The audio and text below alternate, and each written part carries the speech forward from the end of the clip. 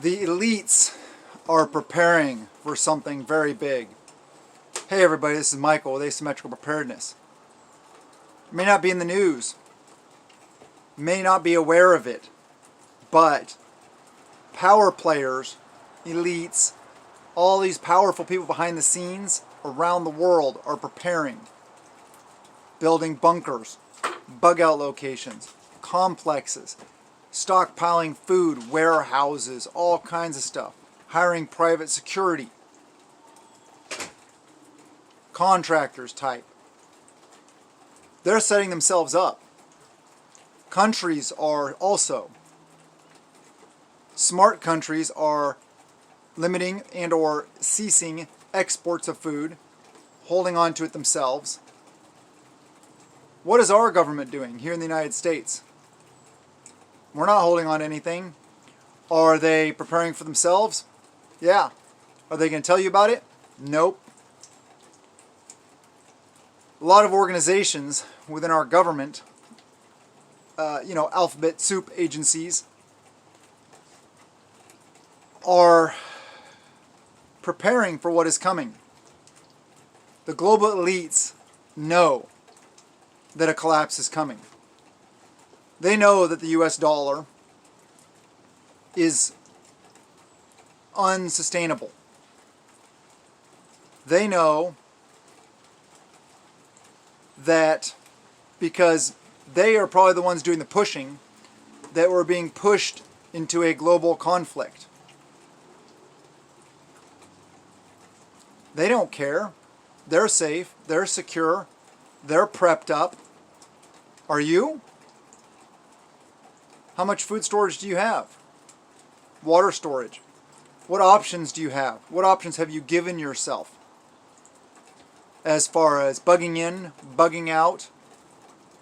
How long are you going to be able to eat your food? How are you going to secure and provide for your common defense? Do you have tribe? These people have tribe. Yeah, each other. The real power players behind the scenes are preparing. A lot of people say it's conspiracy theories. Really? They've even talked about it. They've talked about, what Bill, Big M, Microsoft Bill is doing. And the properties he's purchased. And the ranches he's purchased. The farms he's purchased. All this kind of stuff. Now, the agenda of his may be several-fold. Purchasing ranches to stop producing meat because of his push for meatless agenda. Buying farms to produce soy to replace this meat with this fake stuff. But is it also so that he will have ability to produce food? I bet he eats meat. He just doesn't want you to, or me to. What about water rights and water around the world? Who's buying that up? I'm not one of those channels that I don't have the time to sit there and research everything and look it all up and have it think cool pop-ups appear on the screen. Just do a little bit of research yourself. I'm not here to spoon feed you. I'm here to empower you. It's simple to look up. You can look all this stuff up. They are preparing for something big because they know. Either because they are, they see it coming, or because they're the ones causing it. I have a feeling they're the ones causing it. Like all these food plants catching fire. Yeah, that's just a coincidence. Yeah, right. Yeah. All this stuff is just a coincidence. Raising fuel prices. Food shortages. Yep, it's all just a coincidence. We're just fear-mongering here as preppers. We're just a bunch of whack jobs. Yep. And people that are asleep will keep thinking that until they don't. And they realize, oh, wow, those guys were the smart ones. Yep. Are you one of the smart ones? Have you prepared? Are you continuing to stockpile supplies? I hope so. Because it's not going to get any better.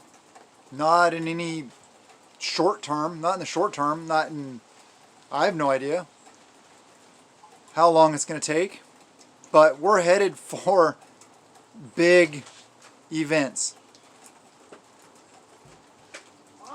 Don't know exactly what form that'll take. Am I worried? No. Am I concerned? Yes. Of course I'm concerned. Of course I would prefer just to, you know, grow my garden, play with my kids, have life just continue as it is. Having preparedness as my way of life and just have it never be a need. But to have that as, prepping is living insurance. Say that all the time. Have that as a peace of mind. That backup. It's kind of like an emergency fund. You have an emergency fund of cash in case something happens. Because then it's not an emergency. You just be like, okay, they'll take care of it. No emergency. No sweat. Same with food storage. Something goes down. Maybe there's some kind of natural disaster and you just can't get to the store for a week. Can you feed yourself for a week? I hope so. A week is nothing. I got enough just in my fridge and our primary pantry to feed us for several months. Not to mention actual food storage. So, yeah, I hope you guys are taking this seriously. I hope you guys see and I hope you guys know what's going on and what's headed our direction. Keeping your head on a swivel, you know, that situational awareness thing, it doesn't just apply like personal situational awareness. It has to do with situational, like the world situation. What's going on in our country, what's going on in our state, what's going on in our counties, our towns. And do we have plans in place? Have we prepared ourselves? Have we given ourselves the proper chance of survival? I hope so. I think I've done a fairly decent job. I always have room for improvement, just like you, just like everybody. The ultra wealthy are preparing. They are set up. The way they're set up, they will get through it, which sucks for us because coming out the backside of some big event, then they're still in place, in power, and in control. And we're right back to square one, or worse than square one, with them having even more control and power because there's fewer of us out there. Us little peons. Us normal people. Not the global elitists. Fewer of us to contend with as a threat. They see that as a good thing. Check out the Georgia Guidestones. Read UN Agenda 21, UN Agenda 2030. Both on their website. You can read it. Global depopulation, all that stuff. Yeah, 60%. That number gets thrown around a lot. Because of the climate. We got to save the earth. It's all about power and control. They're prepping up. Are you? Before I forget, if you guys enjoy the content, please subscribe. Hit that little notification bell for all. Pound that thumbs up. Comment below. Share the videos. All the things to help me and other channels like this. Preparedness related, homestead related, defensive tool related, tactical related, all this stuff like this. To get as much exposure as possible. You hear me and other channels like me talk about being slammed down all the time and censorship. Yeah, it happens all the time. I would have probably 4 times as many subscribers if they hadn't been screwing with me pretty much since I got monetized. And that's because that's the point when you start getting vision, or people start actually seeing your videos. And that's one of the biggest reasons why I did that, was because you're in a separate category on YouTube, and your videos get more possibility of being viewed, thus more possibility to reach more people, to empower more people, to get more people on board with preparedness. I love my family. I want to protect and provide for them. Do you?